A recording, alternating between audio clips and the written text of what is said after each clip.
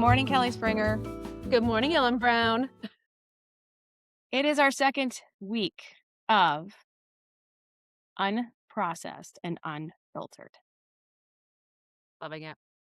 And so, for anybody that's joining this week for the first time, we created this show under the idea of food is health, which is that we want it to become hard to make a bad decision at the grocery store. And we are really focused, I think, what a lot of people are not focused on, which is instead of avoiding junk food, instead of avoiding eating unhealthy, how do we really use food to optimize our health? So it's not about another diet or more rules or some specific way to eat. It's understanding how to be the best, healthiest version of ourselves through the food that we eat. And I stumbled into this. You and I have had a long relationship together, and we finally have a way to collaborate. And so here we are. So we have a live audience. We have a lot of people. Anybody who's on this morning, please, send us your comments, throw in your thoughts, any questions that you have for us. So Kelly, tell me, you were going to tell me about something that happened this week. Yeah. So just yesterday, I did a presentation on this topic particular at our local community college. So there was a mixture of staff and students in the room. And this topic just really hit home. And I went around the room after I got done presenting and said, "Tell me one thing you learned." And so much of it was exactly this. It's not about restriction of where we were with dieting before. It's about the quality of what we're eating. And so that's where I just kept bringing that point home. And this topic that I did yesterday was nutrition as it relates to mental health.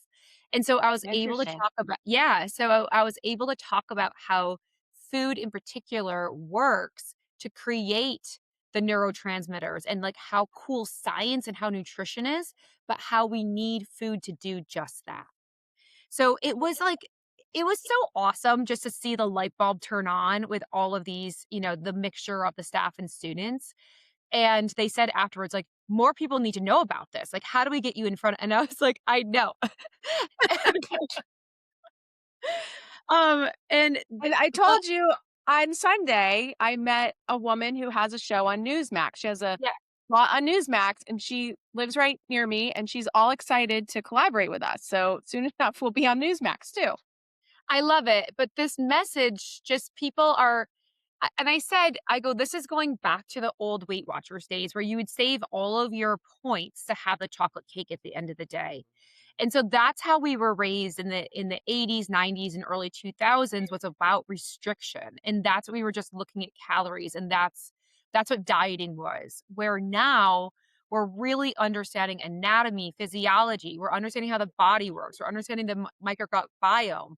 We're understanding that nutrients, vitamins, proteins, all of that comes together to actually fuel the body. So It's I how we think used to get it's how we used to get our nutrition, right? yes. We didn't have a supplement stack back in the 1800s. There was no supplement stack. The farm is where the supplement stack came from. It was we went out, so we didn't need red light therapy because we spent our time out in the fields, right? And but that wasn't scalable. That's what Carter and I under Food is Health refer to as System A all the time. We then created what we have today, which is really to scale everything up, was solve for famine, right? To make sure everybody had enough food, all those things. So, did you see so one of my favorite shows, and sorry, I'm going off on a little tangent here for a second. I'm gonna Um, get in but trouble when we do our after action review, Kelly. I know, but I'm gonna go off for 1 second because just on Sunday, my very favorite show is Sunday Morning with Jane Pauley, and I want to be Jane Pauley someday. So if anyone's watching, Really? yeah, I Okay. really want to be the host of that show Okay. because I learn something every single Sunday that I watch it. And this Sunday in particular, it was about grains and how we get rid of the bran and the germ, which are the good part. And if we were able to keep that in, we would be able to increase fiber. We would actually get 30% more food to people. We would have less, we could bring more of our wheat fields down and turn them into I'm wetland. grabbing something while you're Oh, finishing it. so it was, again, I love the show, but it was so dead on of understanding nutrition of the grain. It was like so well done. of him explaining the difference between a whole grain and a not whole grain and like, how we actually could be getting way more nutrition to Americans. So, perfect example when we're talking about bulk and fiber, right? Mhm. Is this is psyllium husk. So, if anybody has ever seen this, we talked about this last week. This is Yeah. psyllium husk. I'll put my fingers in it because it's mine, but you guys see how this is. This is literally putting what Kelly just talked about back into my gut.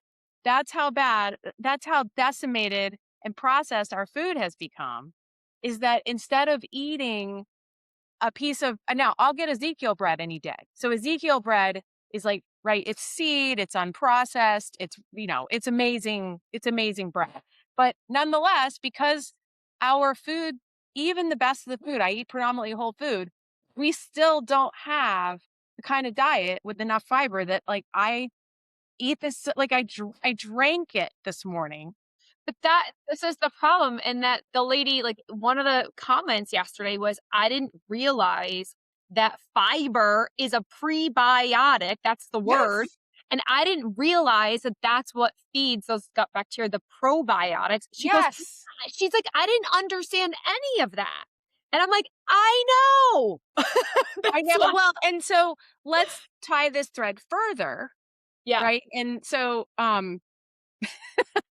I love this. The people are rolling in with comments, so I'm stopping myself for a second, but I think it's just really funny. So, nutrition is a function of where you are on the income scale. Race, gender, or political affiliation do not impact healthy households. And I agree with that. And that is why I said what I did before, which is what Carter and I are working towards with Food is Health is to get affordable nutrition at scale to everyone. So I am not focused on teaching people about saunas and red light for the sake of saying you should go get one because so many people can't. It's instead having the conversation around this is the form and function of what that delivers and how do we solve for that at scale with our entire population. Everyone can't have a sauna, but how do we come up with a lifestyle that gets us what that sauna is doing or at least understand the function? Like I just want to be clear and the same with food. Like we're not proponents of, oh, everybody should go buy this certain food, but then that excludes 90% of the population. Like It's about that doesn't work. education. It's about education. So in the room Correct. yesterday, we had all different socioeconomic. We had people that are really in food insecure zones to the staff, okay?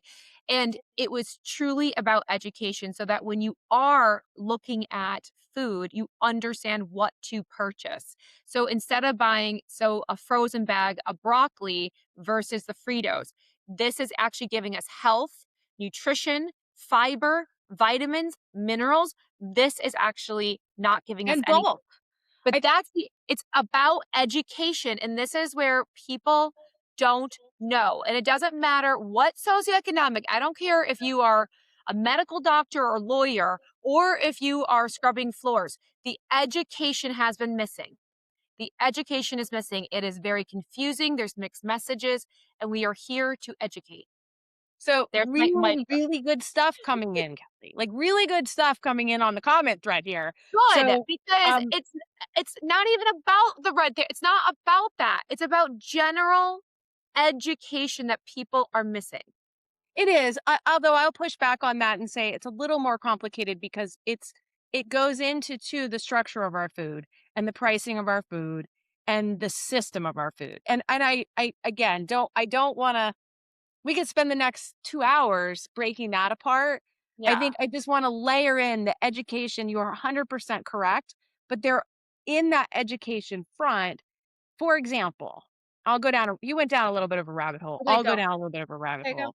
And then I'm going to bring in some of the comments here because they're very relevant. And, we'll just go our after action review for this is going to be a disaster. Michaela's going to say, "What just happened on this episode?" And I'm going to say, "This is how Kelly and Ellen roll. This is our show. It's fine. We aren't it goes where it goes." But I just wrote up there's a there was a gift given to an organization, a $50 million gift around food as medicine. And I will give no more information than that because it's all confidential, whatever. And I was asked to put together a brief around how that could be used because of what we are working on, which is food is health, not just food is medicine. So I brought this up last week. I will bring it up again. My most devastating moment in this work was when I was having a conversation with somebody who had graduated out of a food as medicine program. It was at the graduation. And I, the Pollyanna that I am, asked, how is your life going to be different now that you have learned exactly what you're saying, Kelly? You have learned how to eat. And the answer was, I have to go back to how I was eating before because I can't buy my own food. I don't have the money. I don't have access to food in general. It's not even that I have SNAP or any of those things, right? I don't even have access to the food. The food that I have access to is at food banks, is at soup kitchens, and that is all food that typically is highly processed. It's cheap calories, right? All of these different kinds of things. And so that's a piece where I'm adding that to your point about education, which is you could put people into a food as medicine program, but then you shoot them out after 6 months. And if you haven't figured out how to, in the community, integrate all the way through, like work with the community to say, how do we get healthy food pantries for people? How do Yeah. we, all of those types of things. I think that's the part. And that's why food is medicine it's a downstream intervention, just like every other healthcare intervention was like we pay for it for some period of time and then people are dumped back out. Now, I'm not going to go down the food as medicine rabbit hole because I know some of the best food as medicine programs in the country. Have worked with them, have helped them. Like I know how to make them sustainable.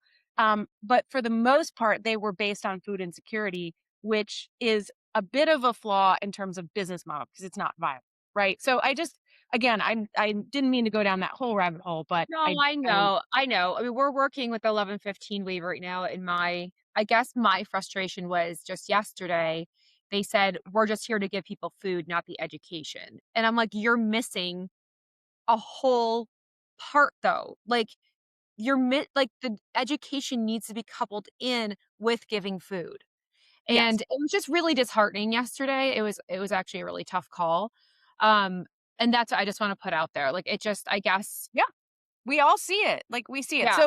So on this thread, I think I'm going to ditch my plan. I was going to talk about AI nutrition, but I think I'm Oh, ditching. no, I think we need to because I just watched this morning, I did a deep dive.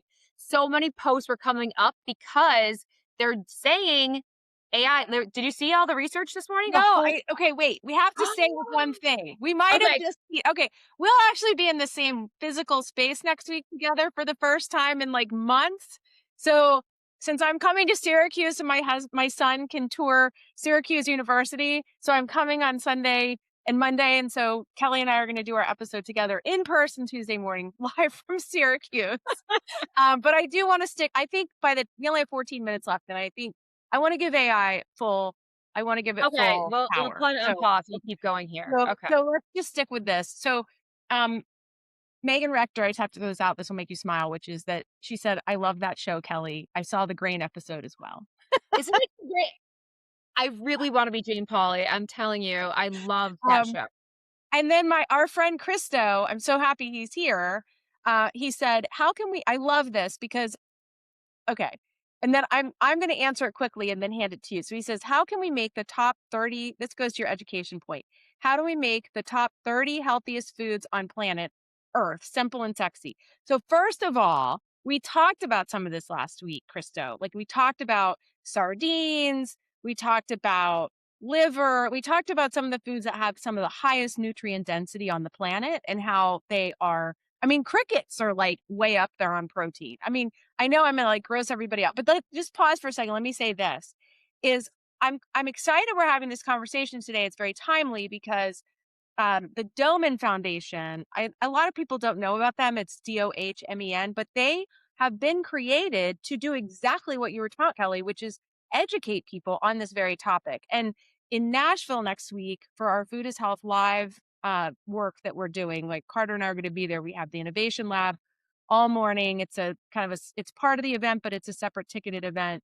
We're going to be talking about all of this, system A, B, and C. How do we move to food as health? How do we move our food system back and move upstream and that whole new economy?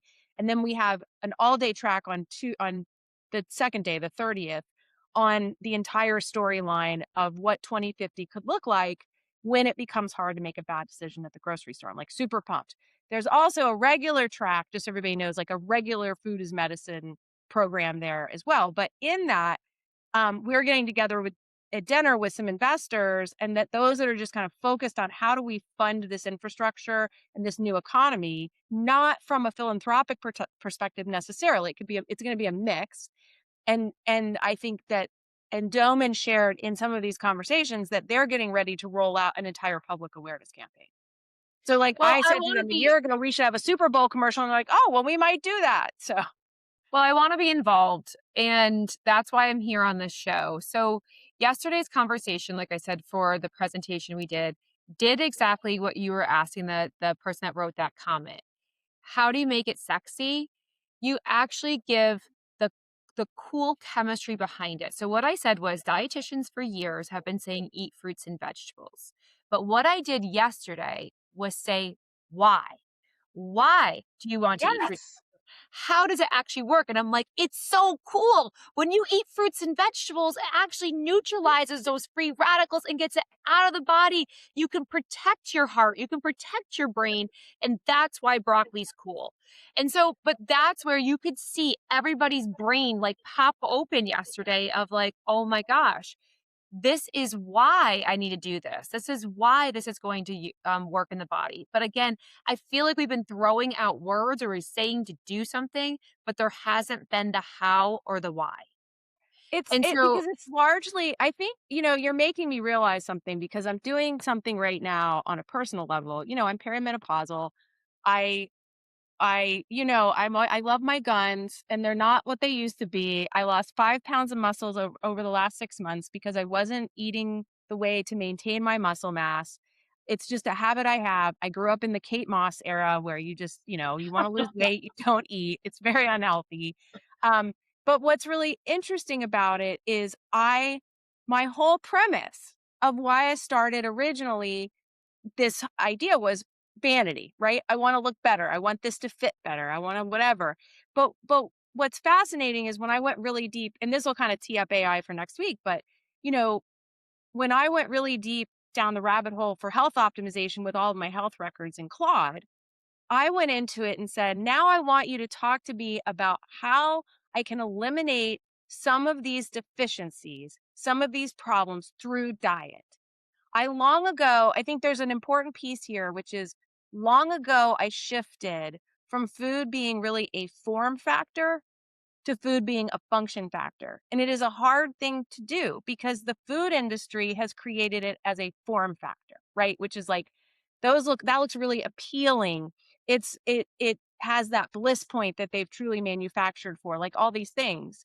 But mhm. real food is equally attractive when you get there, which is Christo's point, which is like we need to and then yeah, anyways, there's like so much here I need to like go back. But like Megan said, the actual function of food 100%, right? Like Yeah, and that's where we can make it sexy, and I'm telling you, it's so cool when you can actually dive into anatomy and physiology and see how the body works, and you understand it at that level. This morning, I was watching some girl, she made a song to the Krebs cycle and, like, made it cool and no. yeah, like, I was actually scrolling this morning, which was not good, but I just think that we can make this so much fun. We can put it to songs. We can make, kids understand it. We can make foods taste really good. Well, And here, so I just I have to show you this. Keep going. okay. I know I'm like the horrible co-host for you. Sorry, but this is No, me no, no, live in no. person. I just I know every time I can present, like and again, I hopefully will be on a much larger stage very quickly, but there's just ways that we can get the message to make sense for people. And it's not about perfection. It's about truly making these like little changes. Okay, I see your picture. You see the picture? Yeah. So for everyone on today, this is Stephen Ritz, the big green Bronx machine. He has changed food in schools. This is literally school lunch that he is driving up in New York. I mean, look at this, Kelly. And you talk about this goes back to Krista's point about making it sexy. Like, does this not? I mean, this is like this looks good, does it not? It looks delicious. Like, even if you're used to eating Doritos and stuff, you'd be like, "Oh," right? And then I can show you, I'll pull up another picture in a minute of Bob Jones' produce when he turns his produce into these beautiful trays that aren't just like a normal, slice and dice or whatever. So let's talk about the nutrition that's on this plate for a second. So So, what number what 1, is what stands out is color. Color is so important to understand, and also variety. They're learning so much about the digestive tract and the gut microbiome, and having variety of the different types of vegetables is actually creating more diversity in our gut, which helps with our immune system, which help makes our serotonin levels. So when we correlate again with mental health, right here, what I'm seeing is a reduction in inflammation, reduction in those free radicals, and also an increase of that fiber source, which helps create that microgut biome. So I'm seeing, like, just seeing that picture alone is giving me all of that. It's giving me that whole, I can see that instantly as a registered dietitian. I can look at this and go, this is what it's giving me. So we need to teach the kids, like, this is what this is, right? So if we can make it sexy and also it's positive peer pressure, right? So look what I'm doing. This is what it's benefiting me. My skin looks better, my hair looks better, and you can get all those teenage kids turned over if you even focus on that. Make it sexy. I love that. I love that. I was gonna show you the other thing, but it's gonna distract me to get over there. So let me get into some of the other points that are on here. Um, so we've got in here, I think this is a really so we've got 6 minutes left. And I Okay. think this is a good one to go down. Well, first, let's do this. Let's talk about fiber for 2 minutes and the Yep. importance of fiber. You hit on this. And I think for people that are listening that want to learn something, Yes. is just talk a little bit more about the importance of it and how much we should be getting. Because I know even though I eat a completely, basically whole food diet, not plant based, but plant predominant, I still have a hard time hitting the mark on the fiber that I'm supposed to be eating. It was a huge piece in our talk yesterday. So fiber is my favorite F word. If I could get people to eat more fiber, that's gonna be my hat. Oh my gosh, I love you so much. And if I could get people to eat more fiber, we could truly prevent chronic disease. Fiber is the key. And that's where yesterday, when I was showing my plate, I was showing that 75% of the plate is coming from plants. And so every dietitian is plant based. That doesn't mean you need to be vegan or vegetarian, because animal protein does have its place. But every plant based food, from whole grains, fruits, and vegetables, naturally contains fiber. Now, yes, Ellen, you are correct. Most Americans don't know what foods have fiber. So when I go in for talks, people are like, no, I get fiber. I have salad every day. Oh, salad is not really getting you that high of fiber. So understanding that beans, I'm grabbing lentils, another one for everybody. okay, so this is where understanding where does fiber come from, and we want to get about 5 to 10 grams of fiber per meal, not per day, but per meal. Fiber helps to go into the body, it cleans things up, it triggers to make our amazing HDL cholesterol like a recycling truck. It picks up all the gunk and brings it back to the liver for recycling. It helps build our microgut biome. So when we eat fiber sources like the fruits, vegetables, and whole grains, we can only break down so much, but guess what? Those little bacteria, they take the fiber and they break it down even further, and we get this thing called butyrate that creates our microgut biome. That creates the mucosa layer for our entire immune system. So this is why fiber is so critically important. So this is my go-to. Lupini beans. Lupini beans. I brought this up before, but the only downside of this version, which by the way, I've been trying to do from dry, and you have to soak them for like a week and a half. You change the water every day. Yeah, And I they're in my fridge. As my Italian husband, they're always in my fridge. but anybody who's watching, these have a ton of folate and a bunch of fiber. So I don't let's talk about so folate. Folate again came up on our talk real yesterday. folate, not fake folate, because I learned I have to be careful. I have a deficiency because I have the methylation genetic Yeah. problem. So I can't eat things with fake folate, with added folate. No one should be eating things with fake folate. That's another that's And we only have 3 minutes left. Like, I'm so glad we have a regular episode because obviously I we know. need to talk all the time. Okay, so that was our that was our see, we're just coming up with a new show format today. This is like we're just coming up with a new one. There will be no after action review. We will just come up with a new one using today. Every week I it'll be hope different. and again, do a thumbs up in the chat if you learned one thing from today's presentation, and that's my goal here is, Okay.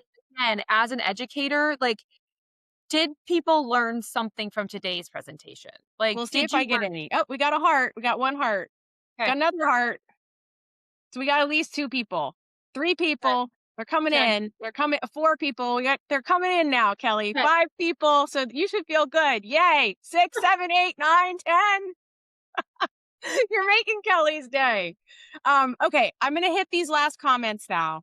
Okay. Joanna has put in, I'm a primary care provider at a community income with mostly low income patients, and I want to bring this education to my patients, but I'm worried about access. So Joanna, Oh, you should email me because I can connect you or Kelly. You yeah. should email either of us. And I'll put my email in the chat. I'm a little worried about this because I feel like I might get spammed, but I already get spammed already. Yeah, and you So can I'm put just gonna mine put into what's Kelly yours, Springer Kelly? Kelly Springer at live.com. Kelly And Springer at live. yep, Kelly Springer at live.com. You can email me. We have an entire platform. We have a nonprofit, so we can donate our platform for self-directed learning. Yep. And then we also take commercial insurance and Medicaid and Medicare. So And then I definitely, have a whole network of the infrastructure of how to get the food in, the food is medicine behind that nutrition program and the behavioral change.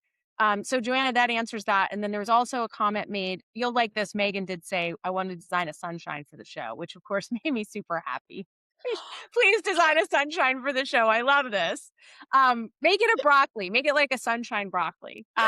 You guys really opened my mind of what food actually is. And then Joanna said, this is true. My patients are always asking about how to do a detox, but they're eating garbage food. no, So I think that's really important. we're here for Maureen you. Elliott said, I believe Mayo Clinic had an article to drink 4 ounces of kombucha. Um, More didn't make a difference than eating 30 different vegetables, nuts, seeds each week to feed the good bacteria. So like doing a combination. And I have a whole jar. I got a thing of fresh kombucha. I try to make it. My But family's always making remember, fun of me. this is again, this is where it gets confusing. Kombucha is the probiotic, the fiber is the prebiotic. Okay, that was super important. So That was like, again, people are really confused on this. Probiotics are the bacteria, prebiotics are the fiber. The fiber feeds the bacteria. You need both. I love this. Okay. Kellyanne did ask a question, which is a really good one. And then I'll make sure I didn't miss anything. Can certain spices be part of fiber-based plants? Say that again? Can certain spices be part of fiber-based plants? If you eat the I'm plant gonna say I'm gonna answer it the way I think it might have been intended to be asked, and you can ask again if I said it wrong, which is I think you can add if the question is can you add spices to fiber-based plants to make them more flavorful? Yeah, 100%. And you're also getting that's an antioxidant as well. exactly. So you're getting like that's a double win. Exactly. So, anyways, all right. This was Thank episode 2 of Woo! Unprocessed and Unfiltered. I won't be able to run. Oh, here we go. You have pre, pro, and postbiotics. The Yes. last is the poo of the bacteria. And they're very important for your microbiome. And Yes. by the way, I don't think I told you this, but I actually, and this, I understand there's a lot of flaws in this. So I don't want to say everybody should go out and do this. But because of the work that I'm involved in, I wanted to do a test. But I did a gut bio test and I had to collect poop. Yeah. It was traumatizing. I had to collect my own poop. So, anyways, Maureen's asking, I'll end it on poop, right? In Okay. what better way? But you and I can't go to my pantry next week. I'll have to go to your pantry. So I have to like do a pre-shop of your pantry so that if I need to run over and like get something to bring out to show people. Maureen says, how do we see a replay? The answer is it will be on our Substack, foodishealth.substack.com. I'll put it in here. There is now a section at the top that is called Unprocessed and Unfiltered. Uh, I am going to set up a podcast. We have to figure out the podcast channel for you guys, but we will have it published on the Substack itself for now so that you can replay it. And then we'll get it out on YouTube. And I'll hopefully figure it out in the next week. It may take a couple just because I'm going to be on the road starting on Saturday for 8 days. The other thing, anybody who's interested in regenerative farming is shoot me an email. The email is in the chat. I can give you a code for 10% off of Regenify America, which is being held in Bandera, Texas at Sovereignty Ranch, which is Ryland Englehart. Kelly Ryerson will be there, our bestie. Aaron Martin, who's big in food as medicine with regenerative and behavioral health, or behavioral modification. I've worked closely with her. Carter and I are actually going to that. So we have Nashville, and then we leave at 9:40 that night, fly to San Antonio, and then we're going to be at Regenify America, which is going to be an amazing event as well, where you can buy Molly Englehart's, which is Ryland's sister, the best sauerkraut ever. It's talk about gut. I'm going to bring back like jars of it. So Sue says interested Love it. in the farming industry. So it is, anyways, I will drop a link. Let me see if I can do this now. So how do you want to close this? I'm Well, over, of course. I'm just really excited, and each and every week, invite your friends, tell them about this show. We're going to be, really getting into a lot of different things. So spread the word, repost us out, people that you're watching, because Ellen and I are dedicated to changing healthcare. And that is my whole mission in life is to truly get people healthier and to educate. So I appreciate this opportunity to be able to do that. So, Joanna, she said, will this only be on Tuesday? For now, yes. I do suspect, though, given Kelly and I's travel schedules, that there will be modifications and we will be on other days. Last question for everybody that's still on, 5 minutes later than we promised.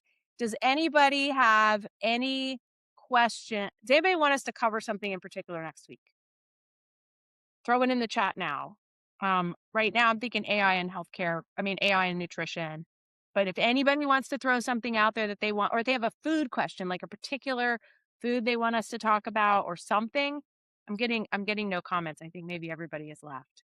I'm going to give it another minute. I did just put the link to the Regenify America event and the code in there. Okay, here we go. Calorie counting. Do you agree with it? We're not answering it.